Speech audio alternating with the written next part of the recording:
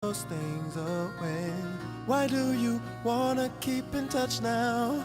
Who gave you a reason to act so shady? Come on! So today I was talking to the head coach about the social construction of reality, and what if we are actually in heaven and that there are in fact angels and demons on earth, and they may be a little closer than you realize. And then we were also talking about how life could be like a big movie. We really don't know too much about Earth, and these meetings we keep having could be like the director's version of the DVD where people talk about what's going on and so forth. And so someone like God's getting clarity as to what's going on in the situation. And then there was something else interesting that we were talking about, which I can't really remember. Um, Oh yeah, I was talking about like One Direction. They're pretty amazing. I'm not really a fan of theirs, but they're amazing because they're really young, they look really good, and they made $130 million last year. To make that kind of money, you have to work really, really hard, and it's amazing that they're still so good looking and such good young men, considering because as you know, celebrities go through a lot of hardships. They get attacked and so forth and so on. They're always targets, and it's just amazing that they look as good as they do. And then we were also talking about how, like, what is this called? I kind of am loopy today. I'm tired. Um, Give me a moment.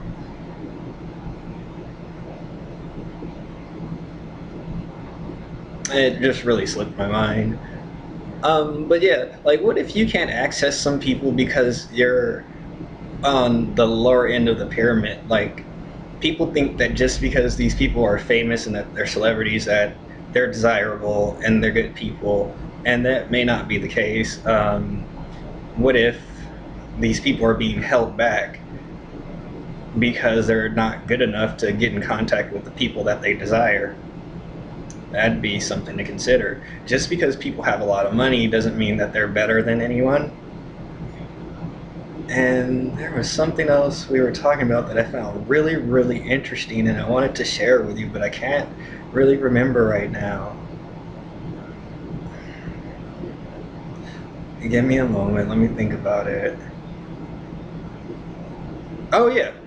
The Bible talks about how we're reborn several times, or we're reborn in Christ. So, what if, like, all of us at some point have died, but we move on to another level, and in the level we left, we're missing, we're not there anymore, but we're on a different plane. You understand my concept there? And, with that being said, that's why I think life is so precious, because you don't really know what happens when we go. And oh yeah, so like, what if we all have contracts? Like, let's say my contract's to live 27 years, and so you know I could die 10 times, but I have to fulfill my contract. I have to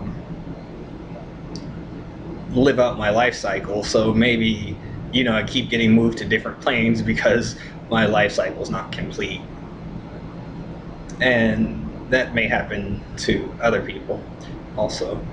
And oh yeah, you know, I've heard this about myself and others, but it sounds like some of these ideas and thoughts are kind of antiquated. They sound really old and outdated.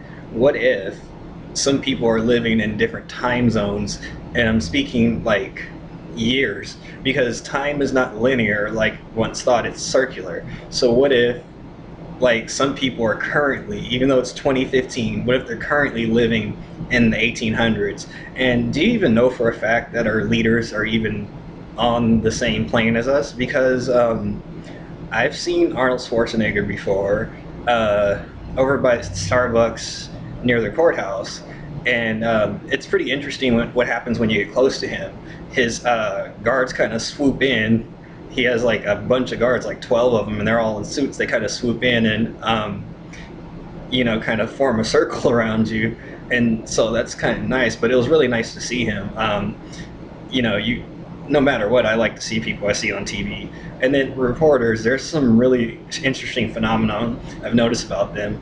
I don't really want to give away too many secrets because I don't want you guys knowing this stuff. There's a reason for that.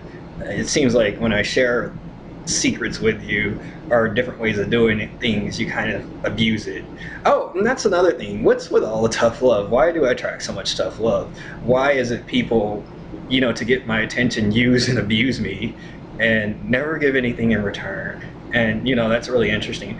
I actually find that people who are poor tend to be more giving, and that's really the truth. They will give you the shirt off their back. They'll buy you appliances. They do all kind of amazing things. But you have these rich people who get support from you, and in return, they just threaten you, give you grief, and, make your life a living hell. And that's pretty interesting.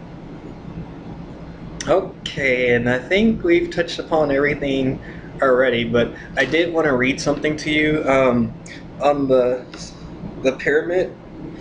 The people who are at the top are self-actualizers.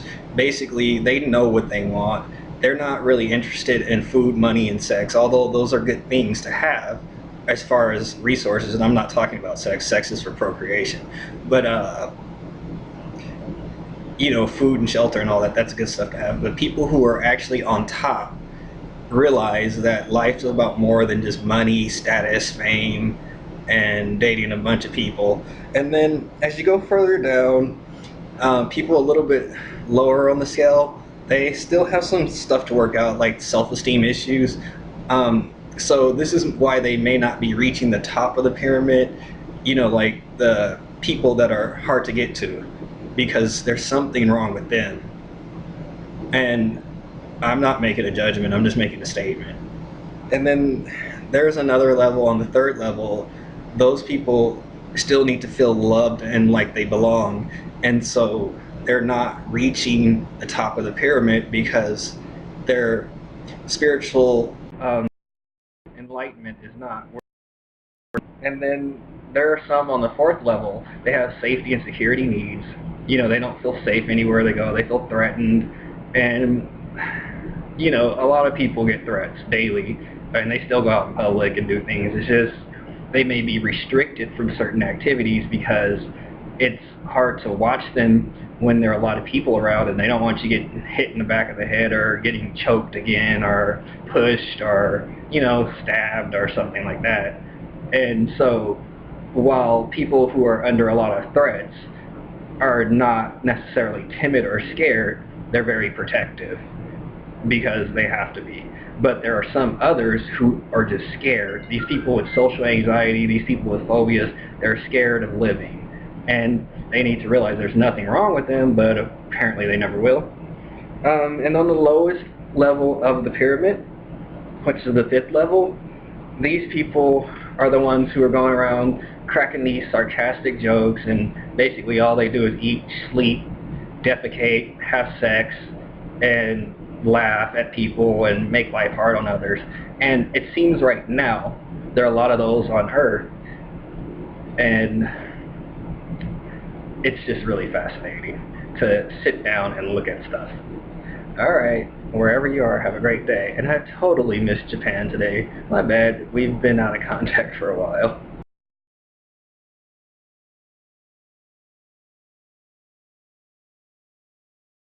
Predator calls ICE at most cases. Oh, and then another thing, people with all these cliches and these quotes out of self-help books, that stuff's stupid. It's really just to help people who are insecure or lazy rationalize why they are the way they are. Like, oh, if it comes fast, it won't last. That's nonsense, it's bull crap. I know people who have gotten married, and because of their commitment, they stayed together a lifetime. So, and they're not exactly, well known to their partner at first. So, you guys need to start thinking about your little cliches that you use and your attitude problems and stuff, because I think I don't like many of you.